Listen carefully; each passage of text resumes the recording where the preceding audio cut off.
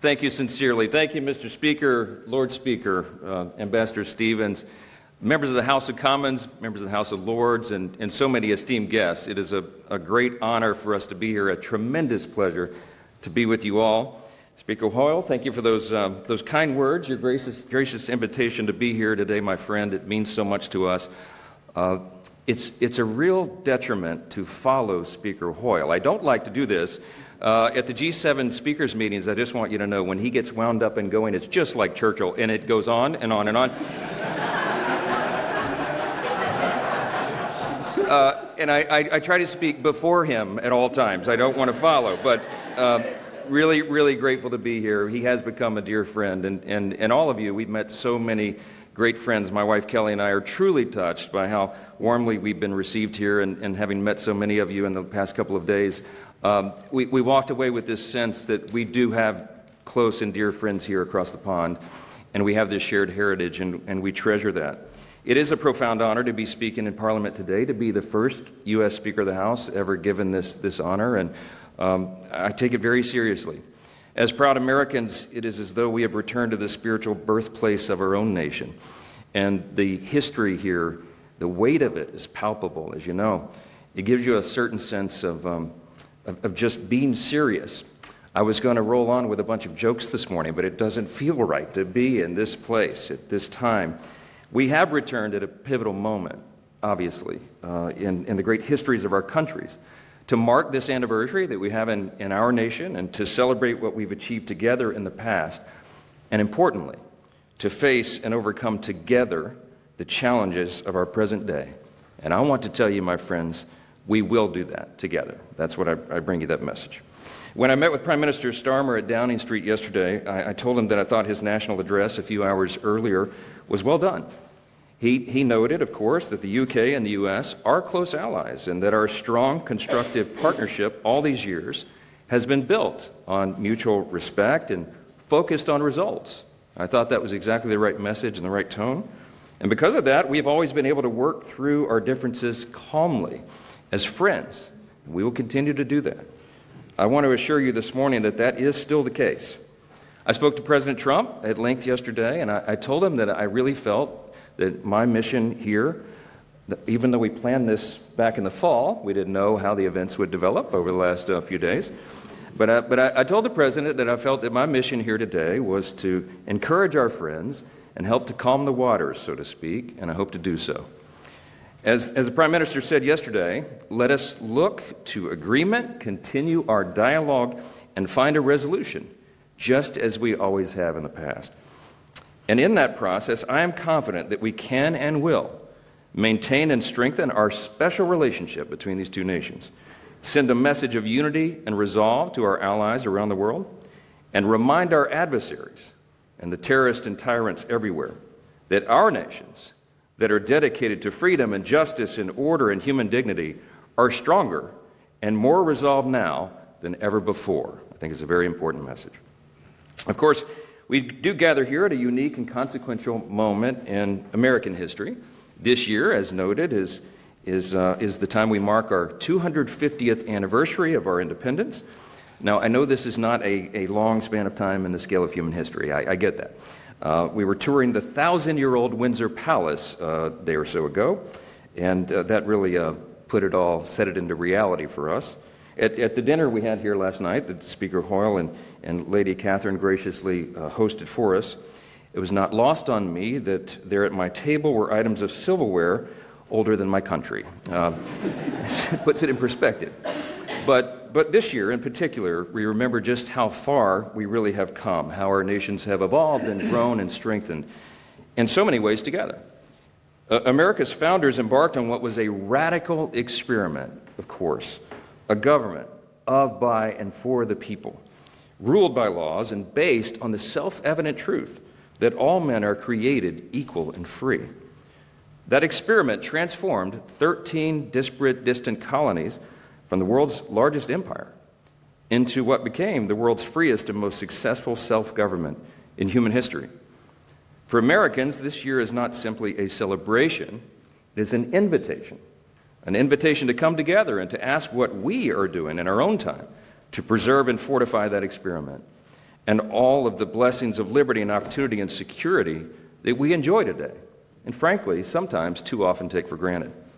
We have a stewardship obligation to maintain these blessings, and all of us in the West, all of us together, are facing real challenges today that we must acknowledge and confront, and we do that best together. Across the pond, Congress and the Trump administration have been working very hard. We're trying to usher in a new golden age for our country, as we say. We're marshaling every resource we have to make America safer and stronger and more prosperous than ever before. And I'm very bullish on the prospects of doing that. We must do this because we know those hostile to the West and to our shared values are engaging in increasingly sophisticated forms of subversion and espionage.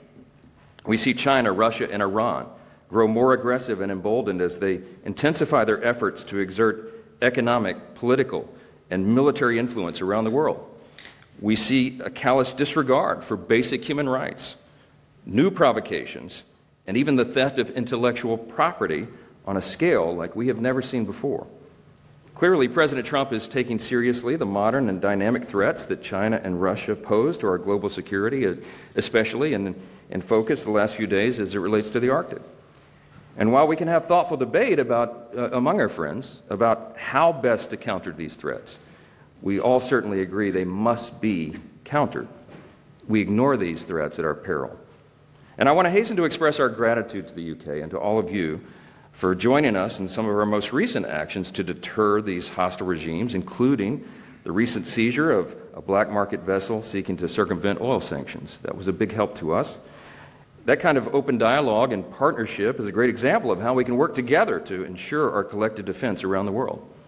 It is an objective and obvious truth that a strong America is good for the entire world, and a strong UK is as well. At the same time, it's also obvious that we have to take care of our own houses, so to speak, before we take care of the neighborhood. And let's be honest, among friends here, in both of our nations, there is a need today to fortify our houses against internal challenges as well. In the West, if we make an honest assessment, we must acknowledge that our long-term prosperity and security are currently being undermined by, let's call it a crisis of self-doubt. It's been developing now for years. Elite institutions today tell the young and impressionable that our story is one of oppression and hypocrisy and failure. Our brightest minds are too often taught to view our history only through the lens of its sins. And we see the work of international organizations and transnational bodies hinder the very spirit of creativity and industriousness and daring that our nations were built upon. We have faced this in America just as you have here, a truly menacing skepticism towards history and our national institutions. And it's even come to the point where even great heroes like Sir Winston Churchill are questioned for their legacy. What has taken hold is a mindset that defines itself not by what it loves and seeks to preserve, but instead by what it condemns and seeks to tear down. And this growing disaffection we see, particularly among our younger citizens, is a serious threat to the health of both our nations. If the next generation is never exposed to the deeper wisdom of the Western world, or the enduring tradition of the British Parliament, or the genius of America's model of Republican self-government, then why would they feel any obligation to defend or preserve them? Fortunately, history teaches us an important lesson. Just over half a century after American independence, our country faced a moment of reckoning. It was 1838, and for the first time in our short history, America's founding fathers, the men who had led us through the turbulent years of our young nation, were no longer there to guide us. A growing disregard for the rule of law had taken hold at that time, and the cries of mob rule threatened every part of our country. A young legislator at that time, concerned by what he saw as America's deteriorating regard for its past, charged his countrymen with an important choice. Would they uphold their duty and preserve the blessings for which their fathers pledged their lives, their fortunes, and their sacred honor? Or would they continue on the path of decline and self-destruction? The answer was simple, he said.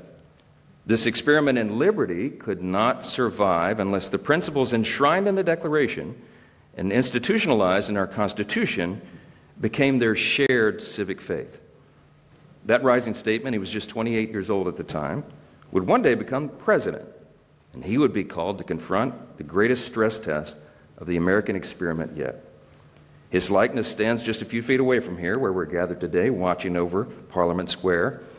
Abraham Lincoln, of course, wisely understood that the philosophy of the schoolroom in one generation is the philosophy of government in the next.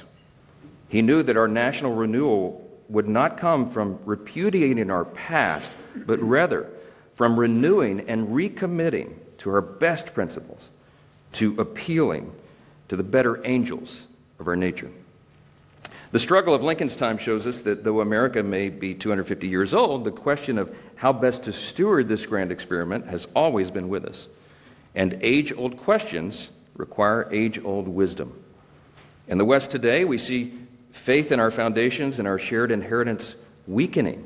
And what we have to do is channel the wisdom of our predecessors to chart our own renewal. So what does renewal require? Just a few things. Well, first, it requires remembrance. This is a biblical admonition, in fact.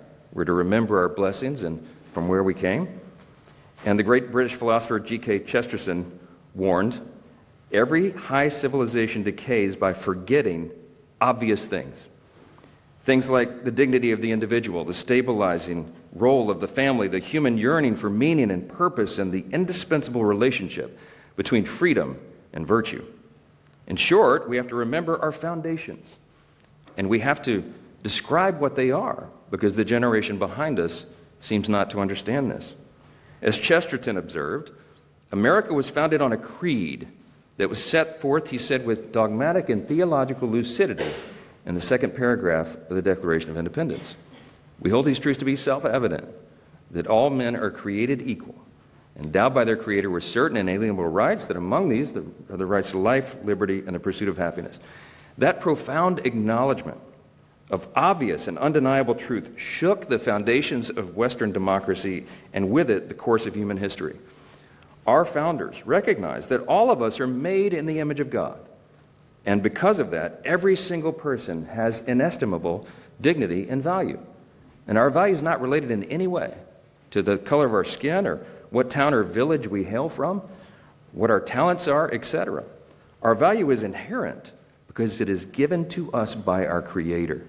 We built an entire nation upon that premise.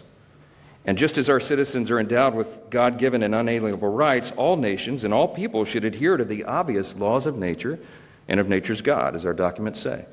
In his farewell address, the father of our country, George Washington, gave all of his advice that echoes down through his countrymen, even today, and echoes down through the generations in reminding us how we would keep this republic, how we would keep this grand experiment in self-government. And he said famously, of all the dispositions and habits which lead to political prosperity, religion and morality are indispensable supports. And John Adams was our second president, and he said famously, our Constitution is made only for a moral and religious people. It is wholly inadequate to the government of any other. The late Prime Minister Margaret Thatcher put it even more simply. Freedom, she said, will destroy itself if it has no purpose. Lady Thatcher, just like our founders, understood that free societies that lacked a shared moral and civic foundation inevitably turn elsewhere to compensate. And that reminds us of another important lesson from history. A healthy renewal requires the participation and stewardship of each successive generation. Here, too, the example of the American Revolution proves so instructive. Our founders didn't seek to build a new nation on pure abstraction or mere ideology, nor did they abandon the brilliance of the British tradition, even if they opposed the empire itself. Instead, they drew on the joint inheritance of the English-speaking world, an inheritance rooted in the wisdom of classical thinkers, asserted in the Magna Carta, embraced in common law in the writings of John Locke, and articulated in the Bill of Rights of 1689. These principles found, in the words of Sir Winston Churchill, their most famous expression in the American Declaration of Independence. For Americans, our independence is not a rebuke of our British roots, but rather a renewal of what is best, the best of what Britain had to offer the world. If renewal requires remembrance and stewardship, it also requires responsible citizens. Strong institutions are essential, of course, but when people are taught that their lives are determined by systems and structures responsibility quickly disappears, and with it, their purpose and their meaning. In both of our nations, we have too many people today on the sidelines, particularly younger generations. We should want our citizens involved, gainfully employed, and contributing to their communities, of course. Stable and thriving societies need families that raise children. They need churches and communities that form character, and patriotic men and women dedicated to leaving their country better than they found it. The simple truth is that freedom cannot survive if we outsource our responsibility as citizens. And this is a fact that remains true at a national level. We cannot fail in our responsibility to protect our people and their security. Amongst our allies, we see the UK and Europe stepping up as faithful partners here, and I want to declare that today. Whether it's NATO's nation's historic commitment to raise their investment in defense, which we applaud, or the AUKUS alliance deepening its cooperation in submarines and undersea defense, our partnership is proving that nations can prioritize their individual interests responsibly and at the same time make strides towards strengthening alliances and preserving the freedom and sovereignty of our nation states. And our current U.S. ambassador to the U.K., Warren Stevens, who sits here up here with me today, said it recently very well. He said, "America first does not mean and will never mean America alone." Finally, renewal takes courage. From the defeat of Napoleon to the heroic resistance to the Blitz, to the bravery of our soldiers in the liberation of Western Europe, the British people have given the world some of the greatest demonstrations of courage in human history. You are the heirs of Burke and Locke and Smith, the home of Shakespeare, the cradle of free speech. You are the birthplace of the Industrial Revolution and the nation that helped end the slave trade. And from these shores, you set sail to pioneer a new world built on British custom, British fortitude, and British law. Together, we, all of us, are the legacy of those ancient ancestors who came before us. Their courage is part of who we are, and we do well to remember that. Today, it takes our courage, clarity, and conviction to defend truth, just as our ancestors did. And it means being able to say that some things are true and good and enduring, and others are not. And to call evil and madness what it is. It means repairing what we see in clear disrepair. From restoring, for example, secure borders that protect from the real and measurable harms of mass uncontrolled migration, to pushing back on policies that erode our citizens' most basic liberties, especially the fundamental freedoms of speech and conscience. History teaches us we can never go down the road of censoring and silencing unpopular opinions because liberty is kept alive in the free marketplace of ideas. History further teaches us that the best solution to the problem of free speech is always more speech. And those being unjustly persecuted for exercising those freedoms, such as Jimmy Lai, the British national being held in Hong Kong, must be defended. And the U.S. stands with the U.K. as you work to free him. As we chart our renewal, America has no intention of walking alone. In fact, to do so would be self-defeating. More than ever before, we need the British people to be great and proud and patriotic, and you are. To work in close concert with us as partners and friends, and to defend the security of the Western world. That means secure borders. It means, obviously, serious investments in our shared defense and maintaining strategic strongholds around the world. And we will figure this out together. But again, the surest way that we protect the special relationship long term is by renewing and recommitting to our foundational principles. As Churchill taught us, the strongest alliances are between kindred countries of kindred principles.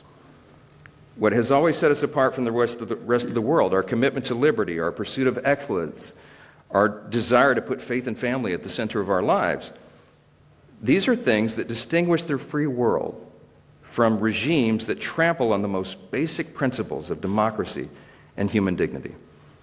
While the West is not without its flaws, our greatest strength has always been our faith in human progress and our capacity for self-correction. Strong and lethal militaries matter, robust and thriving economies matter, but they mean little if we forget what we're fighting for. Churchill understood that the fate of the West would ultimately be decided not on the battlefield, but in the hearts and minds and souls of its people. And Ronald Reagan saw this a generation later. When he came to Parliament at the height of the Cold War, the first U.S. president ever to do so, his message was clear. He said the free world would prevail against the scourge of communism only if it recovered its confidence and resolve in itself. And today, I believe we stand at a similar moment. Together, our strength is real, and the fate of the free world rests on our will to defend and preserve it. Today, ultimately, our renewal depends on whether we, as leaders and citizens, equip the next generation, whether we arm them with the confidence to articulate the ideals of the West and the will to defend them, not to shrink into national reluctance, but to stand strong in national pride. Because our countries really do have an unparalleled heritage of achieving good and advancing mankind, both individually and in this trusted partnership. Thankfully, our special relationship has always proven much more powerful and enduring than the enemies we face. Together, we represent a common history and heritage, and the greatest, most free, most prosperous, most successful, and benevolent civilization the world has ever known. And it will endure only as long as we reject, decline, and recommit to our foundations. I'll leave you with the thought of Ronald Reagan one more. He said, freedom is never more than one generation away from extinction. We didn't pass it to our children in the bloodstream. It must be fought for, protected, and handed on. And just like all things, great civilizations don't defy the laws of gravity. They rise and fall with the individual actions of each individual generation. So today, my friends, we have great reason for hope. Today, I see the UK with renewed sovereignty and self-determination. I see our European allies with an advantage over our adversaries in economic power, and most importantly, in spirit. I see younger generations rejecting the indulgence of self-interest and embracing pursuits of greater importance and higher purpose. And I see those who cherish the lessons of Churchill and Lincoln, who are ready to offer this age heroes of their own. With the right choices and the right leadership, we can chart our renewal, and we can seize the great moment together if we truly seek it and fight for it. Thank you again for this profound honor. God bless you all. God bless the United Kingdom, and may God bless the United States of America. Thank you.